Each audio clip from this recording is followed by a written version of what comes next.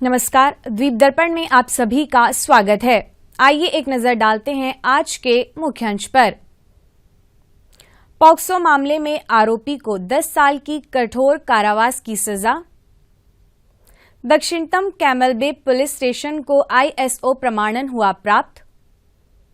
और वीर सावरकर अंतर्राष्ट्रीय हवाई अड्डे में इंस्ट्रूमेंटल लैंडिंग सिस्टम शुरू, शाम और रात में भी विमानों का हो सकेगा संचालन। अब द्वीप दर्पण विस्तार से। मध्योत्तर अंडमान जिले के मायाबंदर में पॉक्सो अधिनियम के तहत माननीय विशेष न्यायाधीश श्री सुभाजीत बसु ने पॉक्सो अधिनियम के तहत PS कदमतला की एक मामले में एक महत्वपूर्ण निर्णय सुनाते हुए आरोपी को 10 साल की कठोर कारावास की सजा सुनाई। आरोपी रुपेश बेग को 10 साल की कठोर कारावास की सजा देने का अदालत का फैसला अपराध की गंभीरता को दर्शाता है और ऐसे अस्वीकार्य कृतियों के विरुद्ध एक कड़ी चेतावनी के रूप में कार्य करता है। यह समाज को एक स्पष्ट संदेश भेजता है कि बच्चों के खिलाफ अपराध करने वालों को जवाबदेह ठहराया जाएगा। उप निरीक्षक सिलीपी सिंघा इस मामले की जांच अधिकारी थी और वह अपने उच्च अधिकारियों के मार्गदर्शन में कार्य की। अंडमान निकोबार द्वीप समूह की राजधानी पोर्ट ब्लेयर से 500 किलोमीटर से अधिक की दूरी पर स्थित भारत की सबसे दक्षिणतम पुलिस स्टेशन कैमल बे थाना ने इस वर्ष ISO प्रमाणन प्राप्त करके एक महत्वपूर्ण उपलब्धि हासिल की है। निकोबार के पुलिस अधीक्षक सनी गुप्ता और उनकी टीम ने प्रतिष्ठित प्रमाणन हासिल करने की दिशा में गुणवत्ता प्रबंधन मानकों को सफलतापूर्वक पूरा किया। कैमल बे थाना ग्रेट निकोबार द्वीप में लगभग 1000 वर्ग किलोमीटर के विशाल क्षेत्र पर प्रशासनिक नियंत्रण रखता है और ग्रेट निकोबार में गांधीनगर एवं अफरा बे की देखरेख के लिए उत्तरदायी है। इस उपलब्धि पर निकोबार जिला पुलिस अधीक्षक ने कहा है कि अंडमान निकोबार पुलिस अपनी गुणवत्ता प्रबंधन प्रणालियों में नियंत्रण, सुधार, जन संतुष्टि एवं सार्वजनिक सुरक्षा के उच्चतम स्तर को सुनिश्चित करने की दिशा में हमेशा प्रतिबद्ध है। पोर्ट ब्लेयर के वीर सावरकर अंतर्राष्ट्रीय हवाई अड्डे पर इंस्ट्रूमेंटल लैंडिंग सिस्टम का परिचालन 18 अप्रैल से शुरू हो गया है। इसके शुरू हो जाने से अब शाम और रात के समय में भी एयरक्राफ्ट ऑपरेशन संभव है। इस बारे में वीर सावरकर अंतर्राष्ट्रीय हवाई अड्डा के निदेशक देवेंद्र यादव ने दूरदर्शन को जानकारी दी। वीर सावरकर अंतर्राष्ट्रीय हवाई अड्डे पर इंस्ट्रूमेंटल लैंडिंग सिस्टम का परिचालन 18 अप्रैल 2024 से शुरू हो गया है। इंस्ट्रूमेंटल लैंडिंग सिस्टम एक रेडियो वेव बेस्ड आधारित प्रिसीजन नेविगेशन सिस्टम है जो कि एयरक्राफ्ट की लैंडिंग के लिए हॉरिजॉन्टल और वर्टिकल गाइडेंस प्रोवाइड करता है। इससे पहले हम लोकलाइजर अप्रोच मेथड्स यूज करते थे। उसकी जो विजिबिलिटी की जो रिक्वायरमेंट है वो 5 किलोमीटर है, जिसकी वजह से कि एयरक्राफ्ट ऑपरेशंस सिर्फ दिन में ही संभव थे। ILS के ऑपरेशनलाइजेशन के बाद नाइट, खराब मौसम और कम विजिबिलिटी के अंदर भी एयरक्राफ्ट ऑपरेशंस हो सकते हैं। इस परियोजना पर हम पिछले 10 साल से काम कर रहे थे। काफ़ी चुनौतियां जैसे कि availability of land, logistics, regulatory compliance, हम लगातार काम करते हुए इन सभी चुनौतियों का सामना करते हुए हमने इंस्ट्रूमेंटल लैंडिंग सिस्टम के ऑपरेशनलाइजेशन का लक्ष्य 18 अप्रैल को हासिल किया है। ILS के ऑपरेशनलाइजेशन होने से क्षेत्र के एयर नेविगेशन को काफ़ी फ़ायदे होंगे, जिनमें से प्रमुख फ़ायदे हैं कि अब हम हमारी जो एयर ऑपरेशंस की जो वॉच आवर्स है, जो वर्तमान में सुबह 5:30 से शाम को 4:30 बजे तक है, वो हम अपनी ज़रूरत के अनुसार उस वॉच आवर्स में परिवर्तन कर सकते हैं। शाम के समय, रात के समय भी एयरक्राफ्ट ऑपरेशंस अब संभव हैं। दूसरा सबसे बड़ा जो फ़ायदा होगा वो फ्लाइट डाइवर्जेंस में कमी आएगी।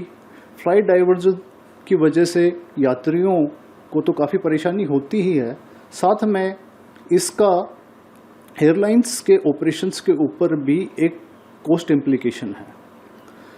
नियरेस्ट एयरपोर्ट जो डाइवर्जन के हैं वो चेन्नई और कोलकाता हैं, तो अब डाइवर्जन में कमी आएगी तो इसका इम्पैक्ट एयरफेयर के रिडक्शन पे भी हो सकता है। और तीसरा जो फ़ायदा है कि आईएलएस के ऑपरेशनलाइजेशन ने एयरक्राफ्ट के ऑपरेशंस की जो सेफ्टी है उसको काफ़ी एलिवेट कर दिया है। प्रिसीजन बेस्ड हॉरिजॉन्टल और वर्टिकल गाइडेंस की वजह से पायलट्स के लिए इस भौगोलिक क्षेत्र में स्पेशली एयरक्राफ्ट की जो लैंडिंग है वो काफ़ी आसान हो जाएगी और एयर सेफ्टी है उसको हमें एक नया आयाम मिलेगा। अंडमान निकोबार पुलिस के पुलिस उप महानिरीक्षक वर्षा शर्मा की अध्यक्षता में केंद्र शासित प्रदेश स्तरीय ड्रग निपटान समिति के पर्यवेक्षक के तहत सीआईडी द्वारा 16 अप्रैल 2024 से 22 अप्रैल 2024 तक द्वीपों की विभिन्न पुलिस थानों से 102 केस प्रॉपर्टियों के लिए ड्रग निपटान किया गया। कुल 102 केस प्रॉपर्टियों को नष्ट किया गया, जिनमें 79 किलोग्राम गांजा, 77 किलोग्राम मेथाम्फेटामाइन, 29 गांजे के पौधे, 7 ग्राम चरस, 22 बोतल कोडेन आधारित सिरप और नाइट्राजेपम और अल्प्राजोलम की 255 गोलियां शामिल हैं। इन नशीली दवाओं को पोर्ट ब्लेयर के जीबी पंत अस्पताल के बसमक में नष्ट कर दिया गया। नष्ट करने की संपूर्ण प्रक्रिया का वीडियो रिकॉर्ड किया गया। दूरदर्शन केंद्र पोर्ट ब्लेयर कल विश्व मलेरिया दिवस पर विशेष लाइव फोन इन कार्यक्रम का प्रसारण करेगा। मलेरिया दिवस विषय पर चर्चा करने के लिए जीबी पंत अस्पताल के उपनिदेशक malaria doctor B Ajit Kumar हमारे स्टूडियो में उपस्थित रहेंगे और दर्शकों के सवालों का जवाब देंगे। दर्शक फोन नंबर 03-192-244-745 और 217-213 पर डायल करें और इस लाइव फोन इन कार्यक्रम में भाग ले सकते हैं। कार्यक्रम का प्रसारण कल शाम 5:30 बजे से 6 बजे के बीच होगा। मोहनपुरा स्थित राजकीय वरिष्ठ माध्यमिक विद्यालय में राज्य शिक्षा संस्थान के प्रधानाचार्य श्री R.K. सिंह ने मुख्य अतिथि के रूप में दक्षिण अंडमान के विज्ञान के स्नातक प्रशिक्षित शिक्षकों के लिए 5 दिवसीय क्षमता विकास कार्यक्रम का उद्घाटन किया। इस अवसर पर मोहनपुरा के राजकीय वरिष्ठ माध्यमिक विद्यालय की प्रधानाचार्य एस भवानी सम्मानित अतिथि थीं। राज्य शिक्षा संस्थान की संकाय सुनीता शर्मा ने 5 दिवसीय क्षमता विकास कार्यक्रम के महत्व पर प्रकाश डाला और प्रतिभागियों का स्वागत किया। उपस्थिति को संबोधित करते हुए मुख्य अतिथि ने कहा कि कार्यक्रम शिक्षकों को शिक्षा में नवीनतम विकास के साथ अद्यतन रहने और नए शैक्षिक कौशल विकसित करने में सहायता प्रदान करने के लिए डिजाइन किया गया है। वरिष्ठ माध्यमिक विद्यालय में कार्यक्रम का उद्घाटन किया गया।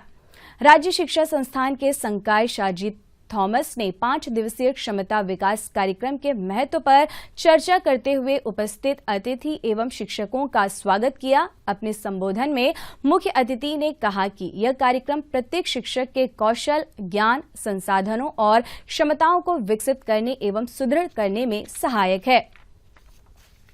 नागरिक आपूर्ति एवं उपभोक्ता मामलों के विभाग ने एक बार फिर छूटे हुए राशन कार्ड लाभार्थियों से 15 मई से पहले ई-केवाईसी को अपडेट करने का अनुरोध किया है। विभाग ने कहा है कि अब भी ऐसे कई लाभार्थी हैं जिन्होंने अभी तक अपनी उचित मूल्य की दुकानों या नागरिक आपूर्ति विभाग अथवा आपूर्ति इकाइयों से संपर्क नहीं किया है। उनके ई-केवाईसी को अपडेट करने का कार्य किया जा रहा है। विभाग ने एक बार फिर अनुरोध किया है कि राशन कार्ड में सूचीबद्ध सभी सदस्यों का ई-केवाईसी कराने के लिए वे अपने आधार नंबर के साथ अपने किसी भी निकटतम उचित मूल्य की दुकान से संपर्क करें। इसके लिए लाभार्थी विभाग के कमरा नंबर 20 या फिर संबंधित आपूर्ति इकाइयों से भी संपर्क कर सकते हैं। छूटे हुए लाभार्थियों की सूची उनके संबंधित उचित मूल्य के दुकानों में जानकारी के लिए उपलब्ध करा दी गई है। इस संबंध में अधिक जानकारी के लिए टोल फ्री नंबर 031922303337 पर संपर्क कर सकते हैं। अंडमान निकोबार सागर में बॉटम ट्रॉलिंग गियर और शार्क मछली पकड़ने वाले जहाज 21 मई तक की अवधि तक के लिए बंद रहेगी। इस दौरान मछली पकड़ने वाले जहाजों के लिए मछली पकड़ने का मौसम बंद रहेगा। विभाग ने मछुआरों को सलाह दी है कि अंडमान निकोबार सागर में बॉटम ट्रॉलिंग गियर और शार्क मछली पकड़ने वाले जहाज क्लोजिंग सीजन का सख्ती से पालन करें।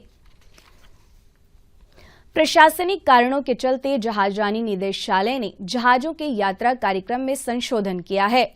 जहाज एमवी भारत सीमा एमवी कालीघाट के स्थान पर कल सवेरे 7 बजे हैडोजट्टी से लिटिल अंडमान, कार निकोबार, चौरा, तेरेसा और कछाल होते हुए ननकौड़ी के लिए प्रस्थान करेगा। वापसी में यह जहाज 28 अप्रैल को उन्हीं रास्तों से होते हुए पोर्ट ब्लेयर के लिए सवेरे 5 बजे चलेगा। जिन यात्रियों ने इस यात्रा के लिए एमवी कालीघाट के टिकट खरीद चुके हैं, वे उसी टिकट पर एमवी भारत सीमा से यात्रा कर सकते हैं। अंतर्द्वीपीय जलयान यात्रा संबंधी सूचना। एमवी रंगत स्वराज द्वीप और लॉन्ग आइलैंड होते हुए रंगत की यात्रा पर कल सवेरे 5:30 बजे पोर्ट ब्लेयर से प्रस्थान करेगा और इसकी वापसी कल ही दिन में 12 बजे उन्हीं रास्तों से होते हुए लॉन्ग आइलैंड और स्वराज द्वीप होते हुए पोर्ट ब्लेयर के लिए होगी। एमवी बाराटांग स्वराज द्वीप की यात्रा पर कल सवेरे 6:30 बजे पोर्ट ब्लेयर से प्रस्थान करेगा और इसकी वापसी कल ही सवेरे 9 बजे स्वराज द्वीप से पोर्ट ब्लेयर के लिए होगी। एमवी छोलदारी शहीद द्वीप की यात्रा पर कल सवेरे 6:30 बजे पोर्ट ब्लेयर से रवाना होगा और इसकी वापसी कल ही सवेरे 8:45 पर शहीद द्वीप से पोर्ट ब्लेयर के लिए होगी। एमवी छोलदारी शहीद द्वीप की यात्रा पर कल दिन में 11 बजे पोर्ट ब्लेयर से प्रस्थान करेगा और यह जलयान कल दिन में 1 बजे शहीद द्वीप से स्वराज द्वीप के लिए चलेगा और स्वराज द्वीप से पोर्ट ब्लेयर के लिए इसकी वापसी कल दोपहर बाद 2:30 बजे होगी। एमवी जॉली बॉय स्वराज द्वीप की यात्रा पर कल दिन में 11:30 बजे पोर्ट ब्लेयर से प्रस्थान करेगा और यह जलयान कल दिन में 2 बजे स्वराज द्वीप से शहीद द्वीप के लिए चलेगा। शहीद द्वीप से इसकी वापसी कल शाम 3:30 बजे पोर्ट ब्लेयर के लिए होगी। एमवी बाराटांग स्वराज द्वीप की यात्रा पर कल शाम 5 बजे पोर्ट ब्लेयर से प्रस्थान करेगा और इसकी वापसी अगले दिन सवेरे 5:30 बजे शहीद द्वीप होते हुए स्वराज द्वीप से पोर्ट ब्लेयर के लिए होगी। सभी जलयानों के यात्रा कार्यक्रम मौसम की स्थिति पर निर्भर होंगे। अंत में मुख्य अंश एक बार फिर। पॉक्सो मामले में आरोपी को 10 साल की कठोर कारावास की सजा। दक्षिणतम कैमल बे पुलिस स्टेशन को ISO प्रमाणन हुआ प्राप्त। और वीर सावरकर अंतर्राष्ट्रीय हवाई अड्डे में इंस्ट्रूमेंटल लैंडिंग सिस्टम शुरू, शाम और रात में भी विमानों का हो सकेगा संचालन। इसी के साथ ही आज का यह द्वीप दर्पण कार्यक्रम यहीं पर समाप्त होता है। नमस्कार।